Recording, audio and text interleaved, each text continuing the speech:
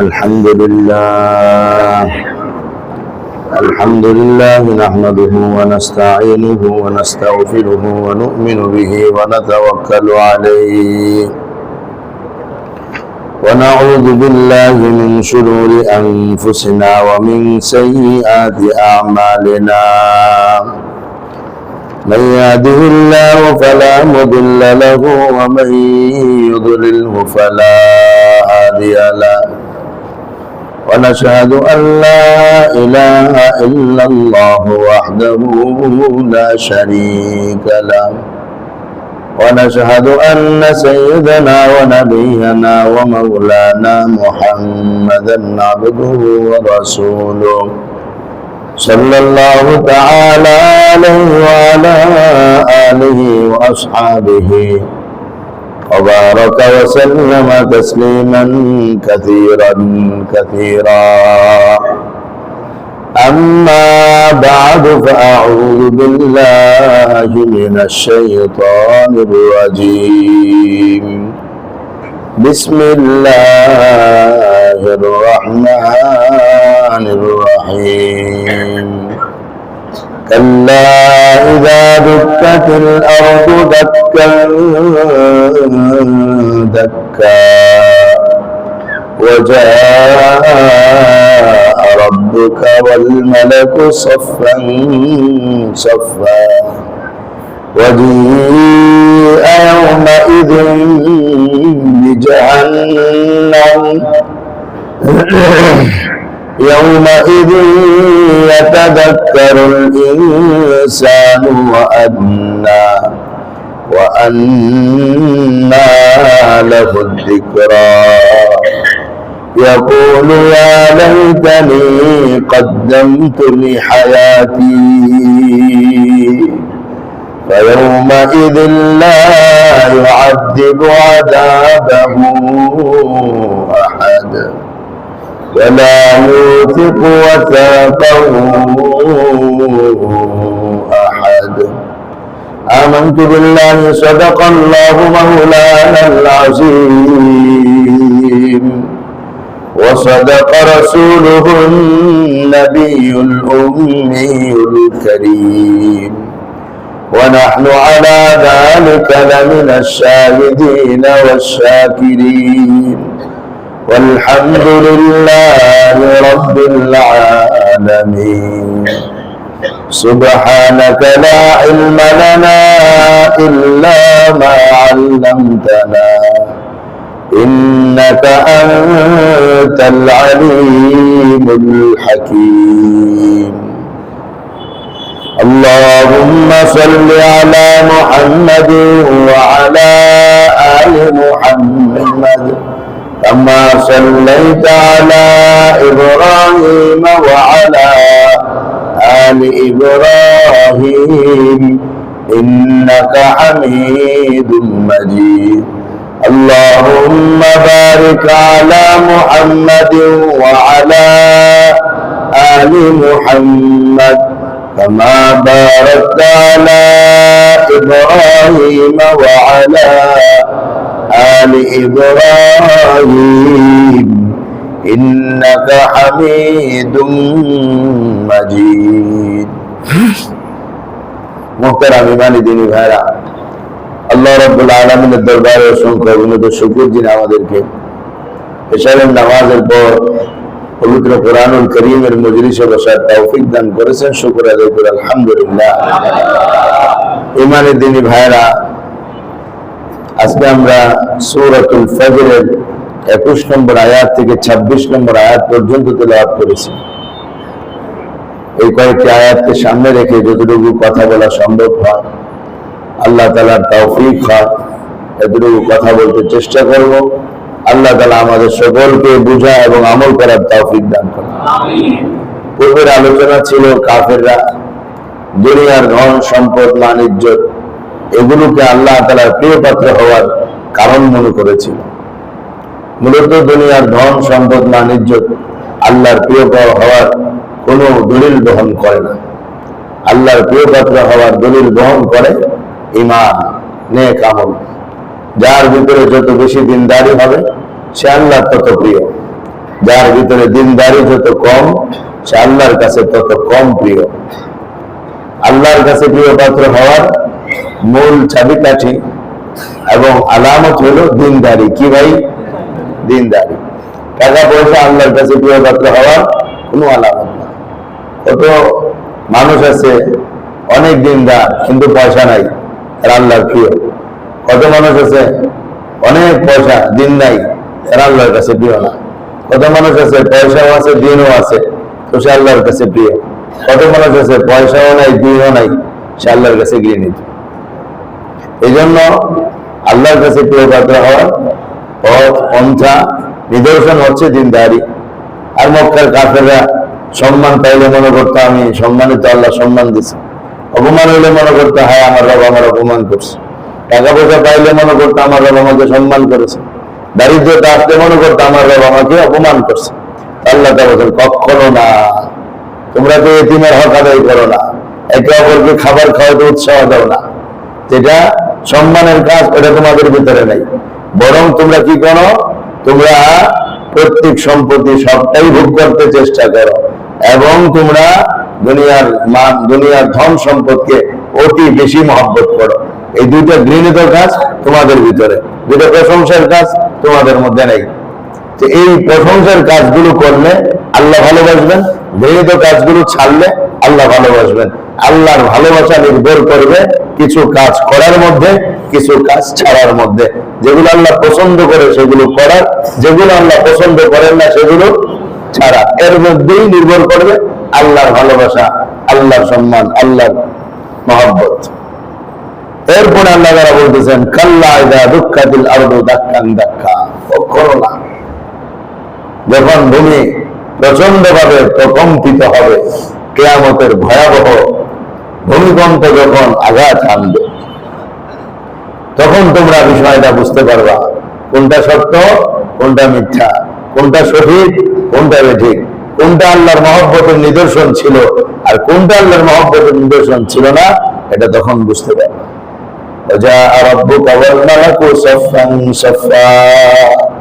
তখন তোমাদের রব এবং ফেরেশতারা সারিবদ্ধভাবে আসবে।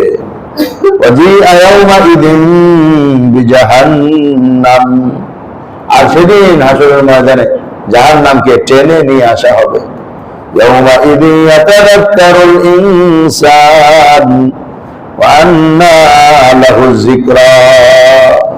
সেদিন মানুষের সামনে সত্যটা খুব ভালো করেই প্রকাশিত হবে, বুঝে আসবে সেদিন সত্যটা, সত্যের বুঝ সেদিন বুঝে আসবে। আন্না লাহু যিকরা, তবে এই বুঝ তার কি কাজে আসবে? এই বুঝ তার কোনোই কাজে আসবে না।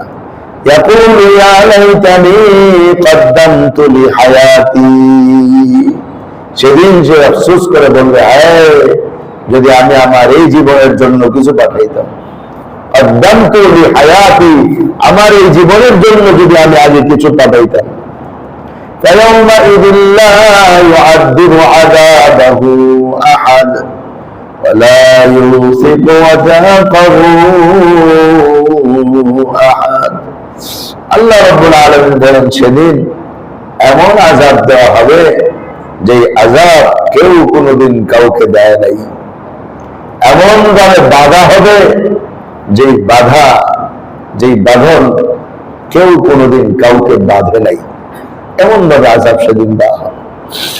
তো প্রথম আয়াতের মধ্যে যেটা হলো 21 নম্বর আয়াত, কাল্লা ইযা দুক্কাতিল আরদু দাক্কান দাক্কা, যখন পৃথিবী প্রচন্ড ভাবে প্রকম্পিত হবে। এটা হলো কিয়ামতের সূচনাটা। এটা আওয়াজের মাধ্যমে হবে।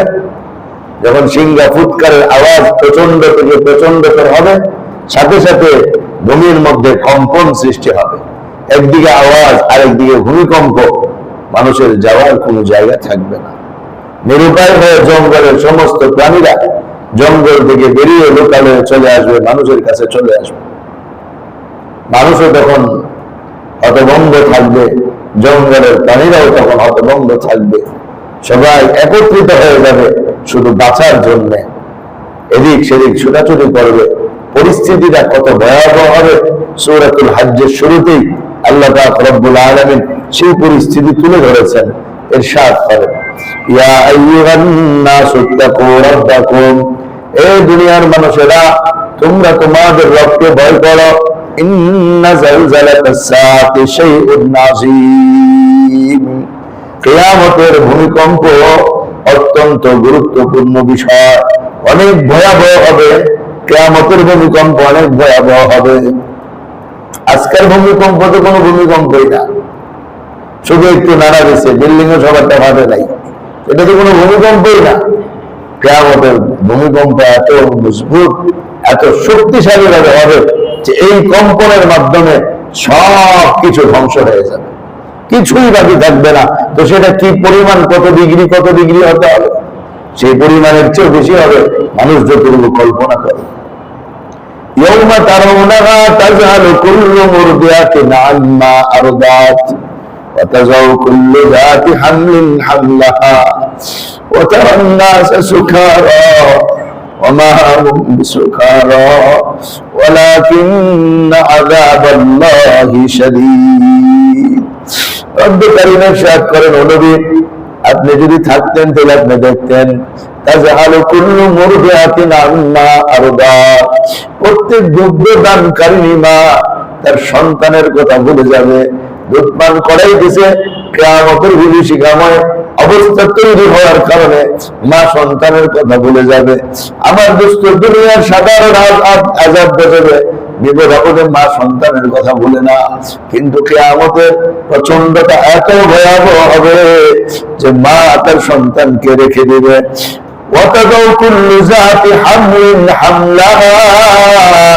আর প্রত্যেক গর্ভধারণকারিণী মা তার গর্ভ ভূমিষ্ঠ করে দিবে, গর্ভপাত হয়ে যাবে। 10 মাস হওয়ার আগেই গর্ভপাত, যত মাস আছে ততর মধ্যেই গর্ভপাত হয়ে যাবে। আল্লাহ তাআলা নবীজিকে ডেকে বলেন, নবী, আপনি যদি থাকতেন তো আপনি দেখতেন মানুষগুলো সব পাগলের মতো দৌড়াদৌড়ি করতে আরম্ভ করবে। এরা একজনও পাগল নয়, এরা সব সুস্থ মস্তিষ্ক ভালো মানুষ, কিন্তু এরকম পাগলের মতো ছোটাছুটি করবে কেন? ওয়ালাকিন্না আযাবাল্লাহি শাদীদ, তার কারণ হলো আল্লাহর আযাব বড় ভয়াবহ। কিয়ামতকে আল্লাহ তার আযাব আখ্যায়িত করছেন। কোন মুমিনকে আল্লাহ দেখাবেন না, কোন মুমিনকে আল্লাহ কিয়ামত দেখাবেন না। আল্লাহ কিয়ামত কায়েম করবেন কাফেরদের উপর। এত ভয়াবহ জিনিস আল্লাহ মুমিনকে দেখাবেন না, আল্লাহ এটা বাস্তবায়ন করবেন কাফেরদের উপর। কিয়ামতের যখন আল্লাহর আদেশ হবে কিয়ামত সংক্রান্ত, এর বহুকাল আগে সুন্দর একটা বাতাস আসবে, ওই বাতাসে সমস্ত মুমিনরা দুনিয়া থেকে চলে যাবে। এরপরে দুনিয়াতে আর কোনো মুমিন থাকবে না, কাফেরের বাচ্চা কাফের তৈরি হতে থাকবে। লা ইয়ালিদু ইল্লা কাফিরান ফাজ্জারা, মানে কাফেরের ঘরে কাফেরই চলতে থাকবে। এই কাফেরের দলদের উপর আল্লাহ তাআলা কিয়ামত বাস্তবায়ন করবেন। আর বিভীষিকাময় পরিস্থিতিটা কত ভয়াবহ হবে যে যে কাজে যাচ্ছিল সকালবেলা সেখান থেকেই সবাই এদিক সেদিক ছোটাছুটি করে দেবে, নিজের ঘরের কথাও ভুলে যাবে, বাঁচার জন্য দৌড়াবে কিন্তু বাঁচার কোনো জায়গা নেই। তো কিয়ামতের এক আয়াতের মধ্যে আল্লাহ বললেন, কাল্লা ইযা দুক্কাতিল আরদু দাক্কান দাক্কা, যখন জমিন প্রচন্ড হয়ে প্রকম্পিত হবে, ওয়াজাআ রাব্বুকা ওয়াল মালাকু সাফফান সাফফা, এরপরে আয়াতে হাসরের ময়দানের কথা চলে আসছে। কিয়ামত হয়ে যাওয়ার পর লম্বা সময় সব ধ্বংস হয়ে যাবে, মানুষ ধ্বংস হয়ে যাবে, আসমান জমিন যা আছে সব ধ্বংস হয়ে যাবে, ফেরেশতারা সব মৃত্যুবরণ করবে, শুধু আল্লাহ রাব্বুল ইজ্জত বাকি থাকবেন। দুনিয়া এবং কেউ কোনো জায়গা কেউ থাকবে না। আল্লাহ হুকুম করবেন, তখন আল্লাহ প্রশ্ন করবেন, লিমানিল মুলকুল ইয়াউম, আজকে রাজত্ব কার জন্য? আল্লাহই বলবেন, লিল্লাহিল ওয়াহিদিল কাহ্হার, এক পরাক্রমশালী আল্লাহর জন্য আজকে রাজত্ব, আর কারো রাজত্ব নেই। সমস্ত বাদশাদের বাচ্চারা কবরে পড়ে থাকবে, সমস্ত নেতা সব কবরে পড়ে থাকবে, উত্তর দেওয়ার মতো কেউ থাকবে না। এই নশ্বরের পৃথিবীর মধ্যে বড় হয়ে বেঁচে থাকার জন্য আরেকজনকে গুলি করে মাইরা নিজের জীবনের গ্রান্তিটা কয়দিনের জন্য আসতেছে। এই গণতন্ত্রের রাজনীতি আমাদের এই খোঁড়াখুড়ি শিখাবে, এই গণতন্ত্রের রাজনীতি আমাদেরকে আজীবন এই মারামারির মধ্যেই রাখবে। এই পর্যন্ত চেঞ্জ হয় নাই, আর কোনোদিন চেঞ্জ হবে না। লিখে রাখতে পারেন, যতদিন পর্যন্ত কোরআনকে মানুষ সামনে না রাখবে ততদিন পর্যন্ত এই জাতির কপালে শান্তি আসবে। আল্লাহ আমাদের বুঝার তৌফিক দান। তো আল্লাহ এরপরে হাসরের ময়দান কায়েম হবে, সিংহা ফুৎকার হবে, সমস্ত মানুষ আওয়াজকে কেন্দ্র করে হাসরের ময়দানে উপস্থিত হয়ে যাবে। সব যখন হাসরের ময়দানে উপস্থিত হবে, এরপরে সব জায়গায় আল্লাহ পাক রব্বুল আলামিন ফেরেশতা পাঠাবে। সর্বপ্রথম প্রথম আকাশ ওটা ফাটবে, বিশাল আওয়াজ হবে, সব তো থর হয়ে যাবে। তাকায় দেখবে যে ফেরেশতা সব নামতেছে। এখন তো নামতে প্যারাসুট লাগে না, তখন আমার জন্য আর কোনো প্যারাসুট থাকবে না, সব নেমে যাবে অটোমেটিক। এক আসমানের উপরে কি পরিমাণ ফেরেশতা ছিল, কত পরিমাণ ফেরেশতা, ফেরেশতাদের সংখ্যা আল্লাহ ছাড়া কেউ জানে না। এই সব ফেরেশতা নাইমা চতুর্দিক দিয়ে পরিবেষ্টন করে দাঁড়ায় যাবে। এরপরে দ্বিতীয় আসমান থাকবে, ওইখান থেকে যত ফেরেশতা আছে সবাই নাইমা সমস্ত হাসরবাসীকে দ্বিতীয় আরেকটা রাউন্ড দিয়ে দাঁড়াবে, অর্থাৎ 2 নম্বর প্রাচীর হবে ফেরেশতা। এইভাবে 7 আসমান নামবে, 7 আসমানের 7 দল ফেরেশতা পুরো হাসরের ময়দানটাকে পরিবেষ্টন করে রেখে দেবে। এখন বান্দা রাখবে তো বাঁধবে কোথায়, যাবে তো যাবে কোথায়, যাওয়ার কোনো জায়গা বান্দার নেই। আমার ভাই, আমার দোস্ত, আল্লাহ তাআলা এই কথা স্মরণ করায় দিয়া বলেন, ওয়াজা রাব্বুকা ওয়াল মালাকু সাফফান সাফফা। সেদিন তোমার রব আসবে এবং ফেরেশতারা সারিবদ্ধভাবে দাঁড়ায় দাঁড়ায় কাতার বন্দী হয়ে দাঁড়ায় থাকবে। এই ভয়াবহ পরিস্থিতির মধ্যে এরপরে কি হবে আল্লাহ বলেন, ওয়াজিআ ইয়াউমাইযিন বিজাহান্নাম, ওয়াজিআ ইয়াউমাইযিন বিজাহান্নাম, ইয়াউমাইযিন ইয়াতাযাক্কারুল ইনসান ওয়া আন্না লাহুয যিকরা। রব্ব কারীম ইরশাদ করেন, হাসরের ময়দানের ভয়াবহ পরিস্থিতি 1 নম্বরে হলো চারিদিক দিয়ে ফেরেশতাদের বেষ্টনী থাকবে, 7টা বেষ্টনী।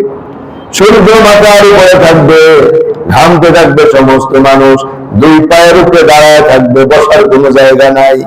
2 পায়ে যতটুকু জায়গা ততটুকু জায়গার মালিক হয়ে দাঁড়ায় থাকবে, গায়ে কোনো কাপড় নাই, চেয়ার আসলে উপরের দিকে। না জানি কোন ফয়সালা হয়, কোন বিচার হয়। মুমিনরা তো ঈমানের সাথে আরামেই থাকবে, কাফের বেঈমানদের জন্য সবচেয়ে কঠিন পরিস্থিতি হাসরের ময়দানের মধ্যে হয়ে যাবে। আর এই সময় আল্লাহ আদেশ করবেন, ও ফেরেশতারা জাহান্নামকে টাইনা হাসরের ময়দানের কাছাকাছি নিয়ে আসো। ফেরেশতারা জাহান্নামকে টানতে আরম্ভ করবে। আল্লাহ নবী বলেন, জাহান্নামের 70,000 শিকল থাকবে, 70,000। এত বিশাল বড় জাহান্নাম, 70,000 শিকল লাগানো। ওই শিকল দিয়ে টানবে, এক একটা রশির মধ্যে, এক একটা শিকলের মধ্যে 70,000 ফেরেশতা তাকে ধরে রাখবে। ফেরেশতারা তাদের নিয়ন্ত্রণ মোতাবেক আল্লাহর হুকুমে জাহান্নামকে টাইনে আনতে থাকবে। জাহান্নাম যখন হাসরের ময়দানের মানুষদেরকে উপলব্ধি করবে, দেখবে, ওইখান থেকে গর্জন তর্জন শুরু করবে, জাহান্নাম চিৎকার করতে আরম্ভ করবে, জাহান্নামের আওয়াজ হাসরের ময়দানের মানুষরা শুনবে। এই সময় জাহান্নাম ক্রোধের মধ্যে এসে হঠাৎ করে ফেরেশতাদের হাত থেকে ছুটে জুড়ে অগ্রসর হয়ে যাবে। ফেরেশতারা আবার পরক্ষণেই জাহান্নামকে ধরে ফেলবে। কিন্তু যখন জাহান্নাম নিজে নিজে আসা শুরু করবে, ওই সময় পুরো হাসরের মানুষ এদিক সেদিক দৌড়াদৌড়ি আরম্ভ করে দিবে। কিন্তু চারিদিকে ফেরেশতার পরিবেষ্টন থাকার কারণে কেউ কোনো জায়গায় যেতে পারবে না, নিজ জায়গায় দাঁড়ায় থাকবে। অবস্থাটা এত ভয়াবহ হবে, হযরত মূসা আলাইহিস সালাম আল্লাহর কাছে বলবেন, আল্লাহ, আমি আপনার কাছে আমার মার ব্যাপারে সুপারিশ করি না, আমার বোনের ব্যাপারেও না, আমি আপনার কাছে আমার ব্যাপারে আশ্রয় চাই, আপনি আমার আশ্রয় দান করেন। হযরত ঈসা আলাইহিস সালাম আল্লাহকে বলবেন, আল্লাহ, আপনি আমাকে কত ক্ষমতা দান করেছিলেন, আজকে আমি মার জন্য আপনার কাছে কিছু চাই না, আমি আমার ব্যাপারে আপনার কাছে সুপারিশ চাই, আপনার কাছে আমি আশ্রয় চাই। এক এক নবী এক একটা বলে বলে আল্লাহর কাছে আশ্রয় চাইবে, কিন্তু মুহাম্মাদুর রাসূলুল্লাহ সাল্লাল্লাহু আলাইহি ওয়াসাল্লাম সিজদার মধ্যে পড়ে বলবেন আল্লাহুম্মা উম্মতি আল্লাহুম্মা উম্মতি। আল্লাহ আজকে আমার উম্মতের জন্য আমি আপনার কাছে আশ্রয় চাই। একমাত্র মুহাম্মদ রাসূলুল্লাহ সাল্লাল্লাহু আলাইহি ওয়াসাল্লাম ওই ভয়ঙ্কর দিনে নিজের জন্য চাইবেন না, এটাও বলবেন আল্লাহ আমি আমার জন্য আপনার কাছে কিছু চাই না, আমি আমার উম্মতের জন্য আপনার কাছে আশ্রয় চাই। এতটা ভয়াবহ পরিস্থিতি হাসরের ময়দানে তৈরি হবে যে প্রত্যেক নবী সব ভুলে নিজের জন্য আশ্রয় চাইবে, ইয়া নাফসি বলতে থাকবে, কিন্তু মুহাম্মদ রাসূলুল্লাহ সাল্লাল্লাহু আলাইহি ওয়াসাল্লাম ইয়া উম্মতি বলেই وجاء ربك والملك صفا صفا وجيء يومئذ بجهنم يومئذ يتذكر الإنسان وأنى له الذكرى। জাহান্নাম তো হাসরের ময়দানের একেবারে কাছে চলে আসবে, যার কারণে জান্নাত হাসরের ময়দান থেকে দূরে চলে যাবে। তাহলে জান্নাতে যাওয়ার রাস্তা পুলসিরাত হবে, যেটা জাহান্নামের উপর দিয়া 30,000 বৎসরের পথ। ছোট জাহান্নাম না বড়, কত বিশাল বড় জাহান্নাম, ওটাকে আবার টাইনা আনতে পারে আল্লাহ পাকের কুদরত ছাড়া তার কিছুই না। এই ভয়াবহ পরিস্থিতি দেখে প্রত্যেক মানুষ চিন্তার মতো করে যাবে। তখন চিন্তা করে কি বলতে পারবে, يقول يا ليتني قدمت لحياتي। এই আফসোস, আজকের দিনের জন্য যদি আমি আমল করতাম, আজকের দিনের জন্য যদি আমি কিছু পাঠাইতাম, আমার সারাটা জীবন তো অন্য কাজে হয়ে গেছে, আজকের দিনের জন্য তো কিছু নেই।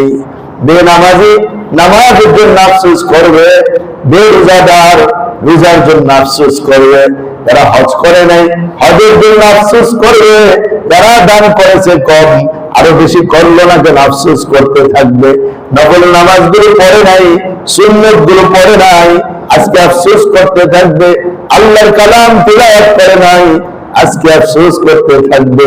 দিনের পর দিন অতিবাহিত হয়েছে, রাতের পর রাত অতিবাহিত হয়েছে, আল্লাহর নামের জিকির হয় নাই, এখন আফসোস করতে থাকবে, হায় কেন দুনিয়া কামাইছিলাম, আজকে দুনিয়া কোথায়, দুনিয়া তো সব চলে গেছে, আজকে তো এমন একদিনে আসছি এখানে আল্লাহর নাম ছাড়া, কোরআন ছাড়া, ইসলাম ছাড়া কোনো জিনিস মূল্য নাই, এত অল্প অল্প আমল কেন করেছিলাম, আরো বেশি কেন করলাম না, এই চিন্তার মধ্যে মানুষ পরে পরে শুরু করবে ইয়া লাইতানি কদ্দামতু লিহায়াতি। লাইতানি শব্দটা মানে হলো হায় আফসোস, কেন জীবনের জন্য পাঠাইলাম না।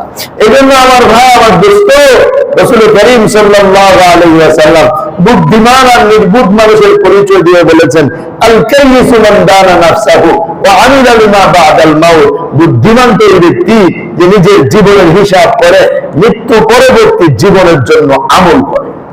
বুদ্ধিমান কে ভাই? জীবনের হিসাব করে যে হ্যাঁ আমি আজকে সারাদিন যা করলাম এটা আমি জান্নাতে যাব না জাহান্নামে যাব, এই হিসাবটা সে প্রতিদিন করে, আর মৃত্যু পরবর্তী জীবনের জন্য আমল করে। 1 টাকা খরচ করে, এটা পরকালীন নিয়ত করে, একটু সময় ব্যয় করে, এটা পরকালীন নিয়ত করে। আমার দোস্ত, হুঁশ রেখে তো আমাদের চলতে হবে। আমার টাকাগুলো যে খরচ হয়, এগুলো কোথায় খরচ হয়, এগুলো পরকালের জন্য হয় কি হয় না, এটা আমার চিন্তা করা দরকার। সন্তানের পিছনে যেটা যায় সেটা অবশ্যই পরকালের জন্য হবে, স্ত্রীর পিছনে যেটা যায় সেটা অবশ্যই পরকালের জন্য হবে, মা বাবার জন্য যেটা যায় সেটাও পরকালের জন্য হবে, আত্মীয় স্বজনের পিছনে যেটা যায় সেটাও পরকালের জন্য হবে, নিজের জন্য যেটা খরচ হয় সেটাও পরকালের জন্য হবে। কিন্তু কথা হলো, এগুলোর যে খরচ হচ্ছে এগুলোর পিছনে আল্লাহর সন্তুষ্টি থাকতে হবে। উৎসব করবে, এজন্য সন্তানকে 5,000 টাকা দিয়ে দিলেন, এটাও পরকালে জান্নাতের খাতায় লেখা হবে, ঠিক না ভাই? লাগা হবে না?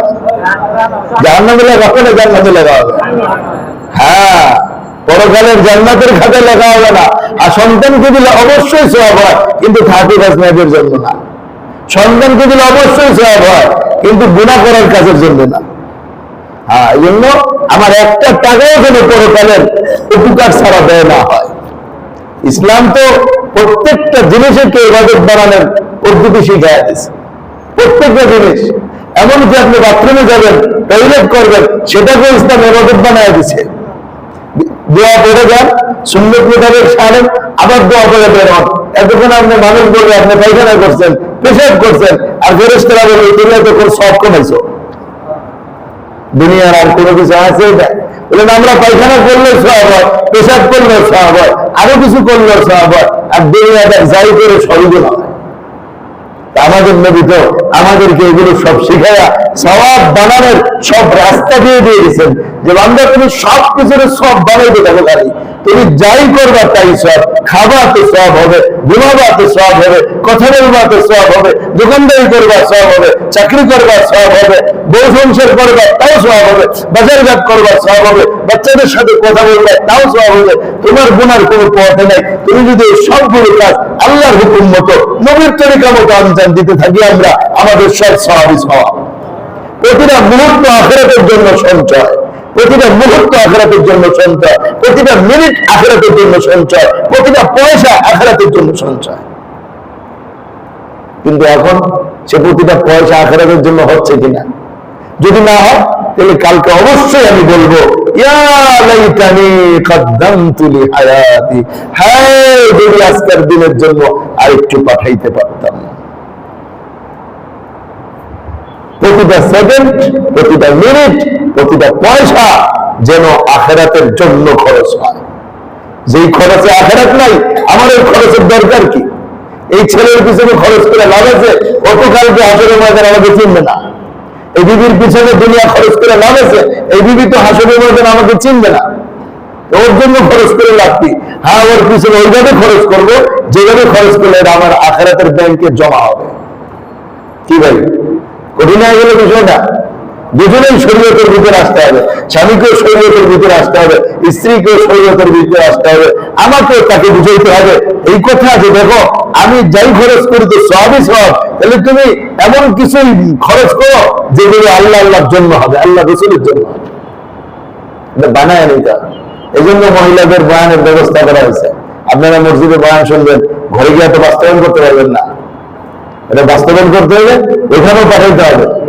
আজকে বাদ মাগরিব আলোচনা ছিল, মানুষ মোটামুটি দিচ্ছে, কিন্তু আরো বেশি মানুষ তো আসতে পারে, আরো মানুষ আসতে পারে, প্রত্যেক বিল্ডিং থেকে মহিলারা আসতে পারে, মেয়েরা আসতে পারে। আসে না কেন? আপনারা মনে বাসায় গিয়ে বলেন না, এই জন্য যে আসে না। কি বলবেন ভাই? পাঠাইবেন তো ইনশাআল্লাহ। হ্যাঁ ইনশাআল্লাহ আগামী মাসে কয় তারিখে না বলছি? 9 তারিখ শুক্রবারে, আগামী মাসের 9 তারিখ শুক্রবারে বাদ মাগরিব ইনশাআল্লাহ হবে 4 নম্বর বিল্ডিং এর মধ্যে। আমাদের মহিলাদেরকেও পাঠানো উচিত, এরাও দিনের কথা শুনুক। দিনের কথা শুনলে তাদের ভিতরে দিনই মহব্বত তৈরি হবে। এরাও যদি এই কথাগুলো শুনে, আপনি এই কথাগুলো শুনেন, এরপরে বলে গেলে দুজনেই যদি বলে এক পয়সা আমরা আখিরাত ছাড়া খরচ করবো না, এখন চলতে সহজ। একটা মিনিটও আমরা আখিরাতের কাজ ছাড়া বের করবো না, এখন চলতে সহজ। কে বলছে আখিরাতের কাজ করলে আনন্দ থাকে না? নবীজি সাল্লাল্লাহু আলাইহি ওয়াসাল্লাম পরিবারকে আনন্দ করেন নাই? সাহাবারা পরিবারকে আনন্দ করেন নাই? তাদের সন্তান সন্ততি হয় নাই? তারা বিয়ে শাদী করে নাই? তারা মার্কেটে যায় নাই? তারা দোকানপাট করে নাই? তারা তো সবই করছে, তো তাদের জীবনে তো আনন্দে কাটছে। তা আমাদের জীবন শরীয়ত আসলে আনন্দ কাটবে না, এটা কেমন কথা? এটা শয়তানের ধোঁকা। এটা কার ধোঁকা দেয়? এটা শয়তানের ধোঁকা। শয়তান আমাদেরকে বিভিন্ন ভাবে ধোঁকা দেয়। আল্লাহ আমাদের বুঝার তৌফিক দান করেন। তো আজকে 24 পর্যন্তই থাকলো ইনশাআল্লাহ। 21 থেকে 24 নম্বর আয়াত পর্যন্ত করা হলো যে আখিরাতের জন্য সঞ্চয়। আর আজকে তো ইংরেজি কত তারিখ ভাই? 20 তারিখ না? 19 তারিখ না? এখানে আগামী সপ্তাহ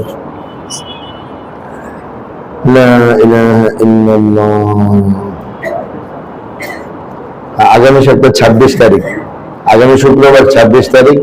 আগামী শুক্রবারের তাফসীর হবে ইনশাআল্লাহ বাদ মাগরিব। আগামী শুক্রবারের তাফসীর হবে ইনশাআল্লাহ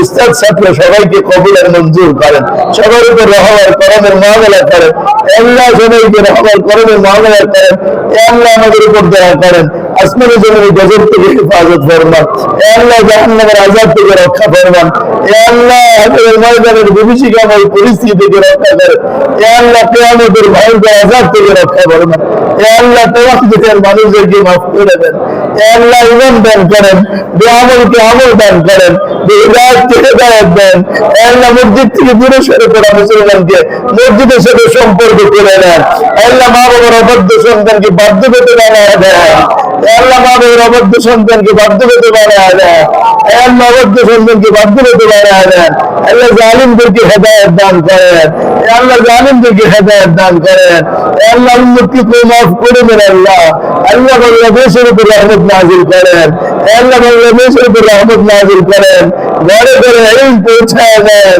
ঘরে ঘরে ইলম পৌঁছায় দেন, আল্লাহ জনে জনে আমল ওয়ালা বানায় দেন, আল্লাহ আমল ওয়ালা বানায় দেন, আল্লাহ উনাদেরকে মেহনত করার তৌফিক দান করেন, দিনদারদেরকে সাথে থাকবার তৌফিক দান করেন, আল্লাহ আপনি আমাদের দোয়া মুনাজাতকে কবুল ফরমান। ربنا تقبل منا صلى الله على النبي الكريم برحمتك يا ارحم الراحمين।